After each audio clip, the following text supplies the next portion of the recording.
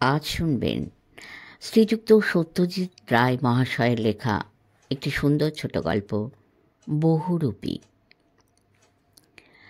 New Mahamaya কেবিনের একটি chair দখল করে হাফ কাপ চা আর আলুর চপ অর্ডার দিয়ে নিকুঞ্জ সাহা একবার চারিদিকে চোখ বুলিয়ে নিল। তার চেনা পরিচিতের কেউ এসেছে কি? হ্যাঁ, এসেছে বই কি।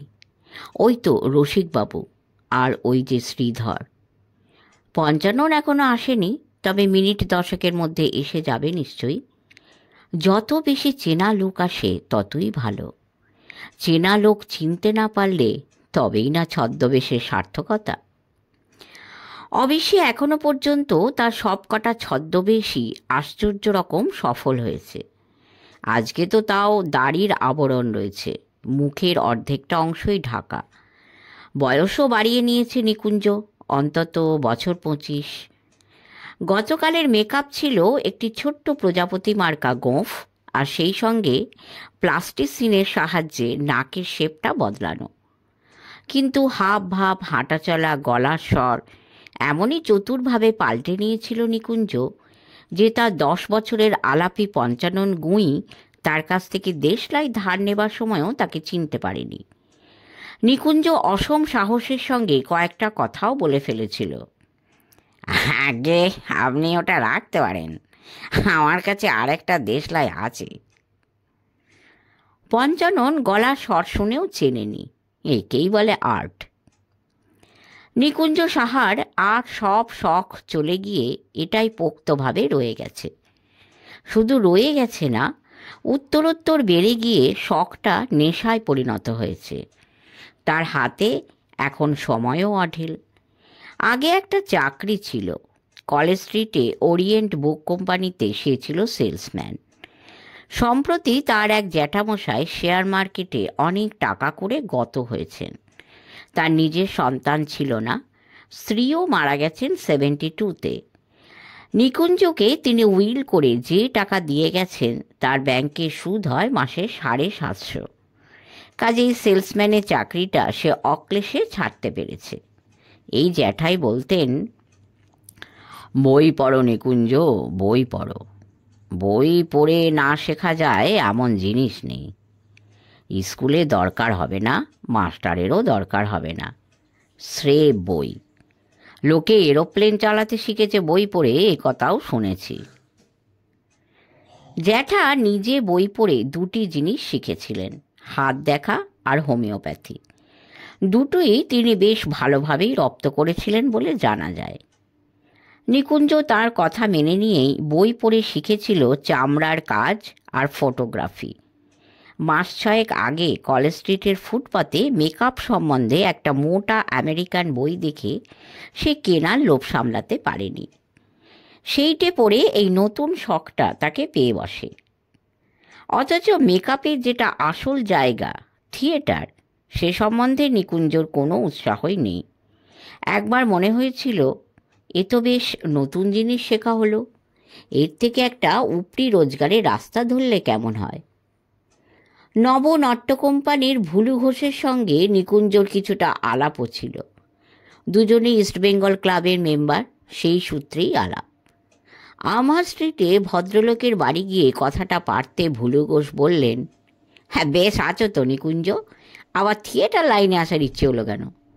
আর আমাদের কোম্পানির কথা যদি বলো, সেখানে অপরেশ দত্তকে সরিয়ে তুমি তার জায়গায় বসবে কি করে? সে লোক আজ 36 বছর ধরে মেকআপ করছে, পুরো আর্টটি তার নখের ডগায়। তোমার 6 মাসের বিদ্যে শুনলে তো সে তোমার দিকে চাইবেই না, কথা বলা দূরের কথা। না হে, ওসব ভুলে যাও, সুখে যখন আছো তখন ভূতের কিল ভোগ করবে কোন সাত করে। নিকুঞ্জ সেদিনই পেশাদার মেকআপের চিন্তা মন থেকে মুছে ফেলে দেয়। তাহলে মেকআপ শিখে করবে কিসে? কার মেকআপ করবে? চুল ছাঁটার সেলুনের মতো তো মেকআপের সেলুন খোলা যায় না, যেখানে লোকে পয়সা দিয়ে নিজের চেহারা পাল্টে নিতে আসবে। তখনই নিকুঞ্জর মনে হয়, কেন, আমার নিজের চেহারা কি দোষ করল? সত্যি বলতে কি, তার নিজের চেহারায় কয়েকটা সুবিধে আছে, যাকে বলে ন্যাচারাল অ্যাডভান্টেজেস। নিকুঞ্জ সবই মাঝারি, সে না লম্বা না বেটে, না কালো না ফর্সা, না চোখা না ভোঁতা। যে নাক খাড়া তাকে ভোঁতা করা যায় না, যে বেশি লম্বা তাকে বেঁটে করা যায় না, যে বেশি কালো তাকে ফর্সা বানাতে হলে যে পরিমাণ রঙের প্রলেপ লাগে তাতে মেকআপ ধরা পড়ে যেতে বাধ্য। 2 দিন ধরে আয়নায় নিজের চেহারাটা স্টাডি করে নিকুঞ্জ তাই স্থির করল যে মেকআপ সে নিজেকেই করবে, নিজের চেহারার উপরেই চলবে তার যত এক্সপেরিমেন্ট। কিন্তু তারপর এই মেকআপের উদ্দেশ্যটা হবে কি? উদ্দেশ্য হবে দুটি।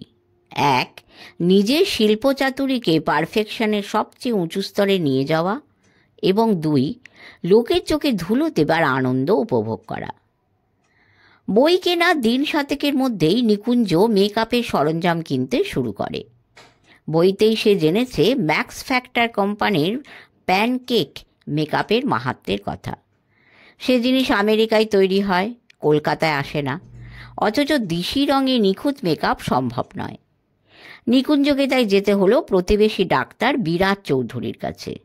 এই ডাক্তার চৌধুরী একবার নিকুঞ্জ জন্ডিস সারিয়ে দিয়েছিলেন। এর ছেলে আমেরিকায় পড়াশুনো করে।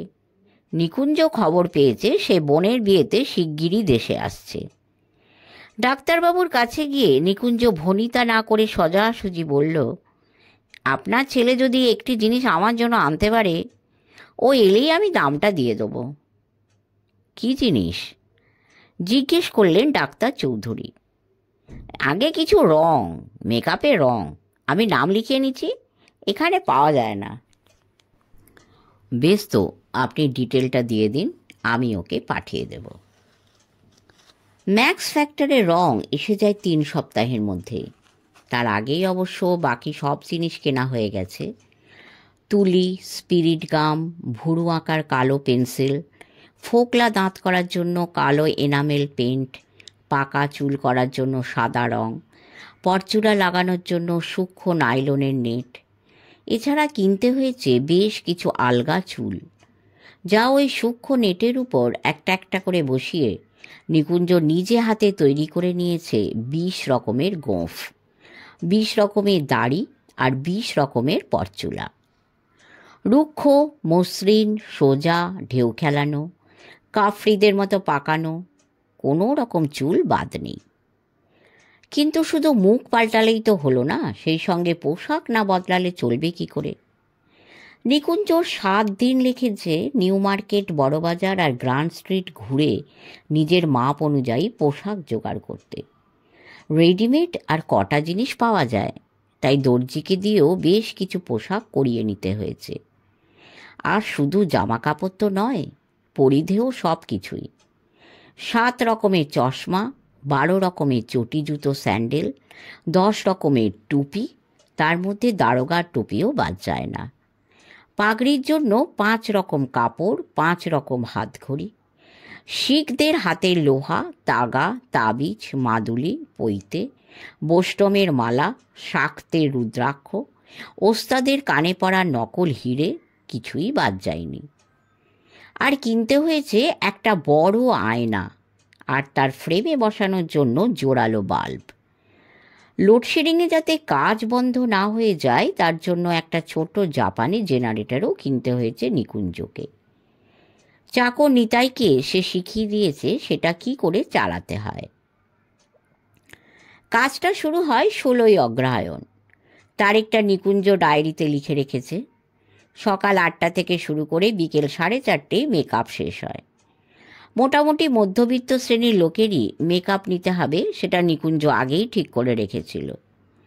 রাস্তার ভিখিরি বা কুলি মজুর সেজে তো লাভ নেই, কারণ মেকআপ উতরেছে কিনা সেটা পরীক্ষা হবে নিউ মহামায়া কেবিনে। সেখানে বসে চা খেতে পারে এমন লোক তো হওয়া চাই। প্রথম দিনেই বাজিমাত। ঘন কালো ভুরু আর তার সঙ্গে মানানসই ঘন কালো ঝুপো গোঁফ বিশিষ্ট মোক্তার সেজেছিল নিকুঞ্জ। সাদা প্যান্ট ও বহু ব্যবহৃত কালো মোক্তারি কোট, হাতে একটা পুরনো ব্রিফকেস, পায়ে শুকতলা ক্ষয়ে যাওয়া কালো শু আর ইলাস্টিকবিহীন সাদা মোজা। তারই টেবিলে এসে বসল পঞ্চানন। নিকুঞ্জ যতক্ষণ চা খেয়েছে তার বুকে ধুতপুকুনি চলেছে সমানে। কিন্তু সামনে বসা অচেনা সাধারণ মানুষ সম্বন্ধে একজন লোক যে কত কম কৌতূহলী হয়, বিশেষত সে লোকের যদি অন্যদিকে মন থাকে, সেটা নিকুঞ্জ সেদিন বুঝেছে। পঞ্চানন তার দিকে দেখেও দেখেনি, বাঁ হাতে রেস বুকের পাতা উল্টে দেখেছে, আর ডান হাতে চামচ দিয়ে অমলেট ছিঁড়ে খেয়েছে। নিকুঞ্জ যখন বয়ের কাছে বিল চাইল, তখনও পঞ্চাননের দৃষ্টি ঘুরল না তার দিকে। এক অদ্ভুত অভিজ্ঞতা, অদ্ভুত আনন্দ। নিকুঞ্জ সেদিনই বুঝেছিল যে আজ থেকে এটাই হবে তার জীবনের একমাত্র অকুপেশন। সেদিন বাড়ি ফিরে একটা মজা হলো। এটা যে হবে সেটা আগেই বোঝা উচিত ছিল, কিন্তু নিকুঞ্জর খেয়াল হয়নি। শশীবাবু থাকেন একতলা সদর দরজার পাশের ফ্ল্যাটে। তার বসার ঘর থেকে কে ঢুকছে না ঢুকছে দেখা যায়। নিকুঞ্জ ফিরেছে সোয়া 7টায়। লোডশেডিং হয়নি বলে দরজার সামনের প্যাসেজে আলো ছিল। মুক্তার নিকুঞ্জ ঢুকতেই শশীবাবু হাঁক দিলেন, কাকে চায়? নিকুঞ্জ থামল। তারপর শশীবাবু দরজার দিকে এগিয়ে গেল। এবার তারা মুখোমুখি। শশীবাবু আবার বললেন, কাকে খুঁজছেন মশাই? আর নিকুঞ্জ সাহা কি এই বাড়িতে থাকে? আগে হ্যাঁ, দোতলা সিঁড়ি উঠে ডান দিকের ঘর। উত্তরটা দিয়ে শশীবাবু ঘুরে গেলেন, আর সেই ফাঁকে একটানে ভুরু গোঁপ খুলে ফেলে নিকুঞ্জ বলল, একটা কথা ছিল। বলুন। বলেই নিকুঞ্জর দিকে ফিরে শশীবাবুর চোখ ছানা বড়া হয়ে গেল। এ কি, এ যে নিকুঞ্জ! নিকুঞ্জ শশীবাবুর ঘরে ঢুকে গেল। একে ব্যাপারটা জানানো দরকার। বাড়ির অন্তত একজন জানলে ক্ষতি নেই, বরং সুবিধেই হবে। শুনুন শশীদা, আমি এবার থেকে মাঝে মাঝে এইরকম মেকআপ নিয়ে ফিরব। কোনো দিন ডাক্তার, কোনো দিন মোক্তার, কোনো দিন শিখ, কোনো দিন মারোয়ারি, বুঝেছেন? বেরোবো বিকেলে, ফিরবো সন্ধেই। আপনার ঘরে এসে মেকআপটা খুলে ফেলবো।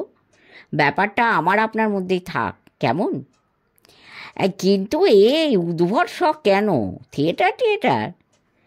না না, থিয়েটার নয়, এটা একটা এক্সপেরিমেন্ট।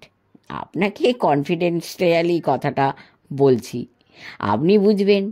মোট কথা, আপনি আর ছড়াবেন না ব্যাপারটা, এইটাই আমার রিকোয়েস্ট। শশীবাবু সজ্জন ব্যক্তি, পাড়ার বঙ্কিম পাঠাগারের লাইব্রেরিয়ান, নিজেও বইয়ের পোকা।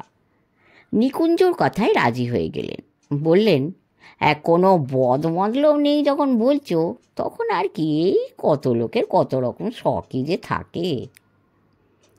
কাজটা মেহনতের ও সময় সাপেক্ষ, তাই সপ্তাহ 2 দিনের বেশি মেকআপ নেওয়া চলবে না। এটা নিকুঞ্জ আগেই বুঝেছিল, তবে বাকি সময়টা সদ্ব্যবহার করতে বাধা নেই। নিকুঞ্জ সেই সময়টা শহরে ঘুরে বেরিয়ে লোকজন স্টাডি করে। নিউ মার্কেটে যে এ ব্যাপারে একটা স্বর্ণ খনি, সেটা সে একদিন গিয়েই বুঝেছে। তাছাড়া খেলার মাঠ, হিন্দি সিনেমার কিউ, এসব তো আছেই। ইন্টারেস্টিং টাইপের লোক দেখলেই নিকুঞ্জ খাতায় নোট করে নেয়, এমনকি কোনো ছুতো করে সেই লোকের সঙ্গে 2 কথাও বলে রাখে। এই কটা বাজলো দাদা, আমার ঘড়িটা আবার। অথবা এখান থেকে গড়িয়াহাট যেতে কত নম্বর বাস ধরবো বলতে পারেন? এই ধরনের প্রশ্নও যথেষ্ট কাজ করে। যেদিন মেকআপ থাকে না, সেদিন বিকেলে সে স্বাভাবিক বেশেই চলে যায় নিউ মহামায়া কেবিনে। যে 3-4 জন আলাপি আসে, তাদের সঙ্গে গল্পগুজব করে রাজা উজির মেরে যথাসময়ে ফিরে আসে তার বৃন্দাবন বসাক লেনের ফ্ল্যাটে। ছোকরা চাকর নিতাই অবশ্য বাবুর ব্যাপারটা জানে। বাবুর কাণ্ড কারখানা দেখে রীতিমতো উপভোগও করে। তবে চাকরটি যে খুব বুদ্ধিমান তা বলা চলে না। চিনতে পারছিস? হ্যাঁ, মারবো এক থাপ্পড়। তোর বাবু বলে চিনতে পারছিস? আপনি তো বাবু বটেই, সে তো জানি। তোর বাবুর এরকম গোঁপ, এরকম টাক, এরকম পোশাক আছে, এরকম চশমা পরে, কাঁধে এরকম চাদর নেয়। নিতাই হাসি মুখ করে দাঁড়িয়ে থাকে দরজায় হেলান দিয়ে। নিকুঞ্জ বুঝতে পারে মাথা মোটা লোকেদের জন্য তার এই ছদ্মবেশ নয়। তারা এর আর্ট কোথায় তা ধরতে পারবে না। কিন্তু শুধুমাত্র 3 জন কি 4 জন বন্ধুকে ঠকিয়েই কি তার কাজ শেষ? এই প্রশ্নটা কদিন থেকেই নিকুঞ্জকে ভাবিয়ে তুলেছে। সে বুঝেছে যে তার আকাঙ্ক্ষা ঊর্ধ্বগামী পথ নিতে চাইছে। তার আটের দৌড় কতটা সেটা জানার একটা গোপন বাসনা মাথা উঁচিয়ে উঠছে। সেই বাসনা চরিতার্থ করার একটা সুযোগ এসে গেল কয়েকদিনের মধ্যেই। শশীবাবুর ঘরেই কথা হচ্ছিল এই ফ্ল্যাটের কয়েকজন বাসিন্দার মধ্যে। নিকুঞ্জ সেখানে উপস্থিত। ভুজঙ্গবাবু একটু আধটু ধর্মচর্চা করেন। তার মধ্যে প্রাণায়াম, কুম্ভক, রেচক, নাক দিয়ে জল টানা এসবও আছে। গুজব শোনা যায় তিনি নাকি সন্ন্যাসী হতে হতে সংসারী হয়ে পড়েন। তবে অনেক সাধু সন্ন্যাসীর সঙ্গে আলাপ আছে তার। কেদার, বদ্রী, কাশী, কামাখ্যা সব ঘোরা আছে কুণ্ডু স্পেশালে। তিনিই বললেন তারাপীঠে এক তান্ত্রিক সাধু এসে আস্তানা গেড়েছেন, যার ক্ষমতা নাকি পৌরাণিক সাধুদের হার মানায়। এই নামটা কি বললেন? জিজ্ঞেস করল ব্যাংকের চাকুরে হরবিলাস। হ্যাঁ, নাম তো বলিনি, বিরক্তভাবে বললেন ভুজঙ্গবাবু। রাগলে এর ভুরু ওপরে ওঠে, ফলে চশমা নাক দিয়ে হড়কে নিচে নেমে যায়। এই হিচকি বাবা না কি এটা? প্রশ্ন করল হরবিলাস। হিচকি বাবা নামে একজন সাধুর কথা কাগজে বেরিয়েছিল বটে। ইনি নাকি ভক্তদের সামনে কথা বলতে বলতে হঠাৎ হঠাৎ এমন হিচকি তোলেন যে মনে হয় অন্তিমকাল উপস্থিত, কিন্তু পরক্ষণে সামলে নিয়ে এমন ভাব করেন যেন কিছুই হয়নি। অথচ উপস্থিত ডাক্তারেরাও বলেছেন এই হিচকি মরণ হিচকি ছাড়া আর কিছুই না। ভুজঙ্গবাবু ডান হাতে তর্জনী দিয়ে চশমা নাকের উপর ঠেলে তুলে জানালেন সাধুর নাম কালিকানন্দ স্বামী। যাবেন নাকি? জিজ্ঞেস করলেন ইন্স্যুরেন্সের দালাল তনয় বাবু। আপনি জানতো আমিও ঝুলে পড়ি আপনার সঙ্গে। সাধু দর্শনে বেশ একটা হয়, কলকাতার এই হোলসেল নোংরামি আর ভাল লাগে না। ভুজঙ্গবাবু বললেন তিনি যাবেন বলেই স্থির করেছেন। নিকুঞ্জ কিছু না বলে দোতলায় নিজের ঘরে চলে গেল। তার ধমনীতে রক্ত যে বেশ দ্রুত চলাচল শুরু করেছে সেটা সে বেশ বুঝতে পারছে। তান্ত্রিক সাজতে হলে কি কি জিনিস লাগে, কি কি তার কাছে আছে এবং কি কি জোগাড় করতে হবে সেটা জানা চাই। তাক থেকে বঙ্কিম গ্রন্থাবলী নিয়ে কপালকুণ্ডলা তান্ত্রিকের বর্ণনাটায় একবার চোখ বুলিয়ে নিল নিকুঞ্জ। আজও এ বর্ণনার কোনো পরিবর্তন হয়নি। সাধু সন্ন্যাসীদের চেহারা পৌরাণিক যুগে যেমন ছিল আজও তেমনই আছে। নিকুঞ্জ একবার বেনারস গিয়েছিল। দশাশ্বমেধ ঘাটে গিয়ে মনে হয়েছিল যে প্রাচীন ভারতবর্ষের চেহারাটা এই একটা জায়গায় এখনো থমকে আছে। নিকুঞ্জর প্ল্যান ঠিক হয়ে গেল। তারাপীঠ হলো বীরভূমে। রামপুরহাটে নিকুঞ্জর এক খুড়তুতো ভাই থাকে। সেইখানে সে চলে যাবে তান্ত্রিক মেকআপের সরঞ্জাম নিয়ে। তারপর সেখান থেকে তৈরি হয়ে নিয়ে হাজির হবে তারাপীঠে। তারপর হবে পরীক্ষা। সাধু বাবাজিদের মধ্যে সে বেমালুম মিশে যেতে পারে কিনা সেইটা তাকে দেখতে হবে। ভুজঙ্গবাবুরাও সেখানে থাকবেন, তাঁরাও তার ছদ্মবেশ ধরতে পারেন কিনা দেখা যাবে। মেকআপের অধিকাংশ জিনিসই নিকুঞ্জ ছিল, কেবল হাতে নেবার যষ্ঠি, চিমটে আর কমণ্ডলু ছাড়া। ঝাঁকড়া চুল আছে একটা, সেটাকে জটায় পরিণত করতে হবে। ওসব হয়ে যাবে, চিন্তার কোনো কারণই নেই। ভুজঙ্গবাবু সপরিবারে বুধবার রওনা দিচ্ছেন খবর পেয়ে নিকুঞ্জ মঙ্গলবার বেরিয়ে পড়ল। ভাই সন্তোষকে আগেই খবর দেওয়া ছিল, যদিও কেন যাচ্ছে সেটা নিকুঞ্জ জানায়নি। ভাইয়ের বয়স 32, বাবা মারা গেছেন গত বছর। তিনি ছিলেন রামপুরহাটে পূর্ণিমা টকিজের মালিক। এখন সন্তোষী মালিকানা ভোগ করছে এবং হিন্দি ছবি দেখিয়ে পয়সাও মন্দ কামাচ্ছে না। হয়তো হিন্দি ছবি দেখার জন্যই সে নিকুঞ্জর প্ল্যানের মধ্যে একটা দারুণ অ্যাডভেঞ্চারের গন্ধ পেল। বলল, তোমার কোনো চিন্তা নেই নিকুঞ্জদা, আমার গাড়িতে করে সোজা তোমাকে নিয়ে গিয়ে একেবারে শ্মশানের মুখে নামিয়ে দেবো। নিকুঞ্জর খেয়াল ছিল না যে তারাপীঠের শ্মশানেই হচ্ছে মন্দির, আর শ্মশানেই যত সাধুদের আস্তানা। সন্তোষ বলাতে মনে পড়ল তারাপীঠের বিখ্যাত সাধু বামাখ্যাপা তো শ্মশানেই সাধনা করতেন। ঠিক কথা। বৃহস্পতিবার দিন ভোর থেকে মেকআপ শুরু করে দিল নিকুঞ্জ। দাড়ি, গোঁফ, জটা লাগানোর সঙ্গে সঙ্গে তার পরিচয় লোপ পেল। তারপর কপালে চন্দনের লেপ আর লাল ফোঁটা দিয়ে গলায় 3 গাছি বড় বড় রুদ্রাক্ষের মালা পরে গায়ে গেরুয়া বস্ত্র চাপানোর সঙ্গে সঙ্গে সন্তোষ তড়াক করে লাফিয়ে ওঠে, ঢিপ করে একটা প্রণাম করল নিকুঞ্জকে। ওফ নিকুঞ্জদা, এ যা হয়েছে না! কার বাপের সাধ্যি তোমাকে চেনে? নেহাত তোমার সামনে দাঁড়িয়ে আছি বলে, নইলে আমিও বমকে যেতুম। এই কমাসে হাত পেকেছে, তাই দুপুর 2:30টার মধ্যে মেকআপ হয়ে গেল। চিমটে কমণ্ডলু নতুন কেনা, তাই তাদেরও একটু মেকআপ করে পুরনো করে নেওয়া হলো। 4টের মধ্যে সম্পূর্ণ তৈরি নিকুঞ্জ সাহা ওরফে ঘনানন্দ মহারাজ। একটা নাম না দিলে চলে না, যদিও নিকুঞ্জ মাঝে মাঝে বম বম ছাড়া কথা বলবে না বলেই স্থির করেছে। সাধুরা অন্য জগতের মানুষ, সাধারণ মানুষের সঙ্গে তাদের কথা বলতে হবে এমন কোনো কথা নেই। নামটা দরকার হচ্ছে সন্তোষের জন্য। সেই বলেছে, নিকুঞ্জদা, তুমি যখন গাড়ি থেকে নামবে লোকে তো ঘিরে ধরবেই, তখন যদি জিজ্ঞেস করে তো তার জন্য একটা নামের দরকার। ঘনানন্দ দিব্যি গম্ভীর নাম। সন্তোষ একেবারে নিশ্চিন্ত। সন্তোষ সচরাচর নিজেই গাড়ি চালায়, কিন্তু এবার সে একটি ড্রাইভার সঙ্গে নিল। বলল, আমাকে সাধু বাবার সঙ্গে ঘোরাঘুরি করতে হবে, গাড়িটা কিন্তু আপনার জিম্মায় থাকবে। একটা কথা নিকুঞ্জ সন্তোষকে না বলে পারল না, ওখানে পৌঁছানোর পর কিন্তু আমি একা হয়ে যেতে চাই।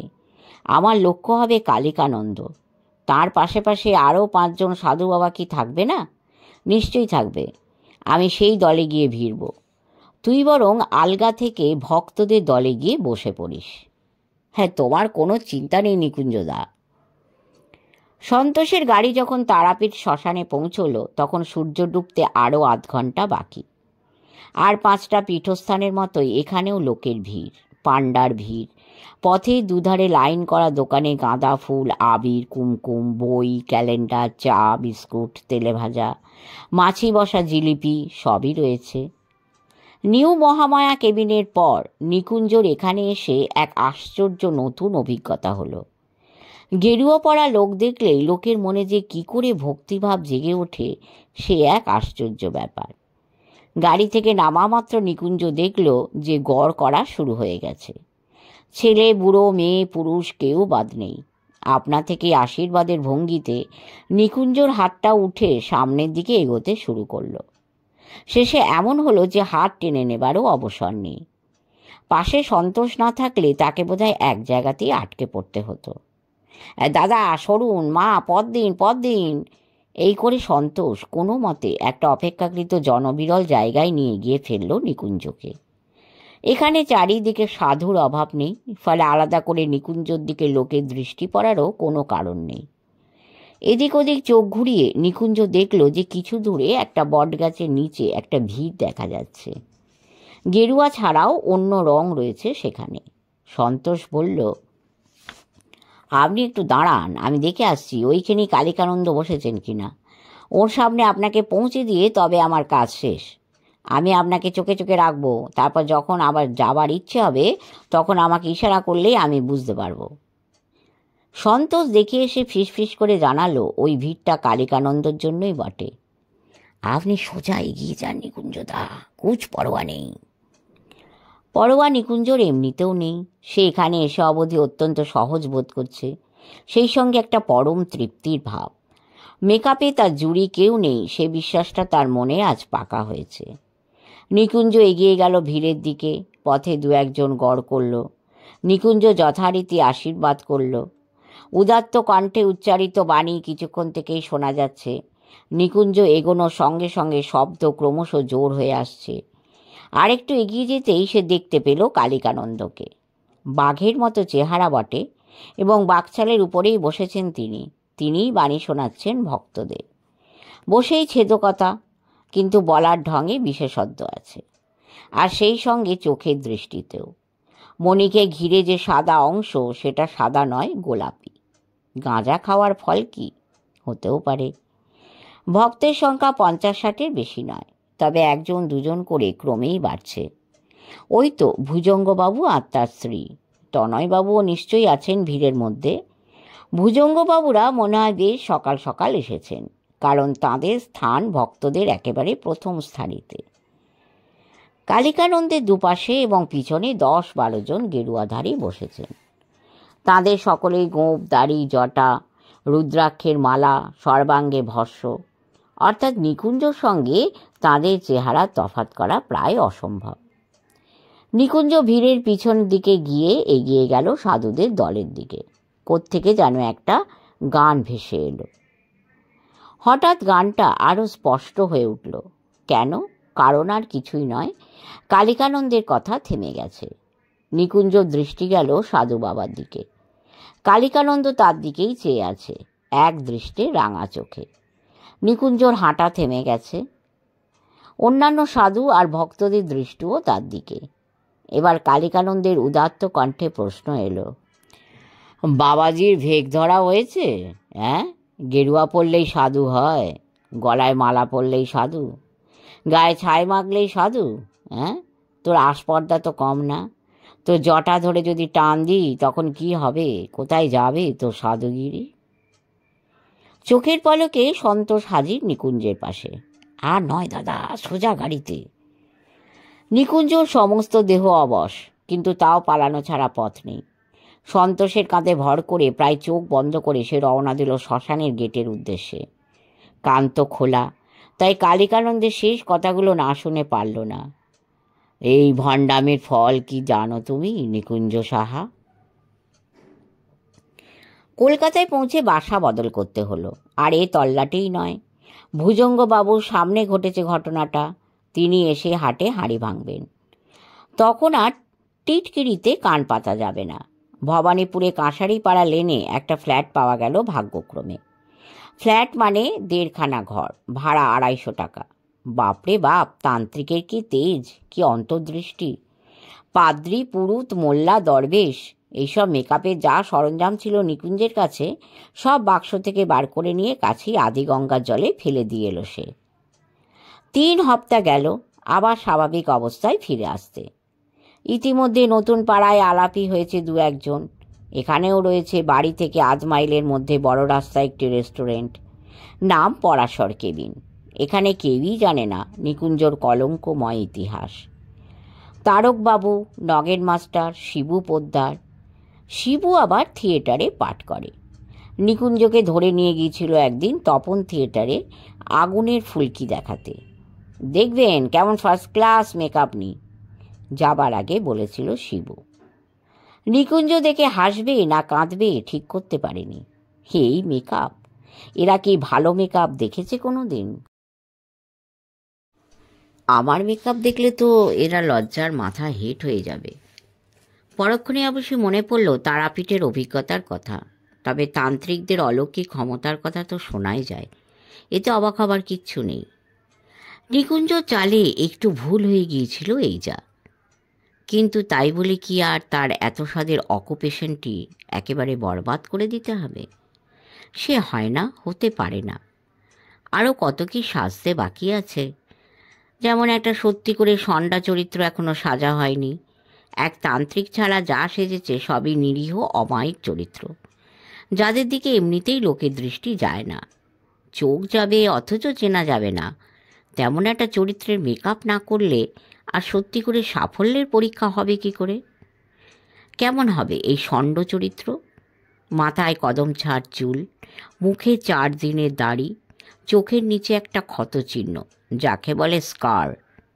নাকটা একটু ভাঙা, মুষ্টিযোদ্ধার মতো, হাতে উল্কি, গলায় চেন, পরনে বোতাম ছাড়া চেক শার্ট আর বড়মাল লুঙ্গি। তারাপীঠের অভিজ্ঞতার পর নিকুঞ্জর আর ছদ্মবেশে ত্রিসীমানায় যাওয়া উচিত ছিল না। কিন্তু শখটা বোধহয় এমনই মজ্জাগত যে কাজের বেলা দেখা গেল সে দ্বিগুণ উৎসাহ নিয়ে বসে গেছে আবার আয়নার সামনে। সকালবেলা চা খেয়েই কাজে লেগে যাওয়ার ফলে সেদিন আর নিকুঞ্জর খবরের কাগজটা দেখা হয়নি। ফলে খিদিরপুরে জোড়া খুনের খবরটা এবং পলাতক আততায়ী ডাকসাইটে গুন্ডা বাঘা মণ্ডলের ছবিটাও দেখা হয়নি। যদি হতো তাহলে অবশ্যই নিকুঞ্জ মেকআপটা অন্যরকমভাবে করত। বাঘা মণ্ডলের ছবি 6 মাস আগেও একবার বেরিয়েছিল কাগজে, সেটা একটা দুঃসাহসিক ডাকাতির পরে। সেবারও বাঘা পুলিশের চোখে ধুলো দিয়ে পালিয়েছিল। কাগজে ছবি ছাপার উদ্দেশ্য ছিল জনসাধারণকে সতর্ক করা। সেই প্রথমবারে ছবি কি নিকুঞ্জ দেখেছিল, আর সেই চেহারা তার মনের অবচেতনে গাঁথা হয়ে গিয়েছিল? না হলে আজ সে হুবহু বাঘা মণ্ডলের ছদ্মবেশ নেবে কেন? ছবি দেখে থাকলেও বাঘা সংক্রান্ত ঘটনাবলী নিশ্চয়ই নিকুঞ্জ জানা ছিল না। যদি থাকতো তাহলে তাকে এসে টেবিলে বসতে দেখে যেভাবে পরাশর কেবিন খালি হয়ে গেল, সেটা তার মনে কোনো বিস্ময় সৃষ্টি করতো না। ব্যাপারটা কি? এরা এরকম করছে কেন? ম্যানেজার উঠে কোথায় গেলেন? বয়টা ওই কোণে ওরকম ফ্যাকাশে মুখ করে দাঁড়িয়ে ঠকঠক করে কাঁপছে কেন? ম্যানেজার যে পাশের ডাক্তারখানায় গিয়েছেন পুলিশে ফোন করতে, এবং সেই ফোন যে পুলিশ ভ্যানকে চুম্বকের মতো টেনে আনবে নিকুঞ্জের পাড়ায়, সেটা আর নিকুঞ্জ জানবে কি করে? তবে এমনও দেখা যায় যে একজন লোকের চরম সংকটের মুহূর্তে তার উদ্ধারকল্পে ভাগ্যদেবতা পুরো হাতটা না হলেও অন্তত একটা আঙুল তার দিকে বাড়িয়ে দেন। সেই আঙুলই হলো নিকুঞ্জর পাশের চেয়ারে পড়ে থাকা একটি দৈনিক কাগজ। কাগজটা পুরো দেখারও দরকার নেই। যে পাতায় সেটা খোলা ছিল তাতেই রয়েছে খুনি বাঘামণ্ডলের ছবি আর সঙ্গে সংক্ষিপ্ত গরম খবর। এই মুখই আজ নিকুঞ্জের আয়নায় তারই চোখের সামনে ক্রমে ফুটে উঠেছে।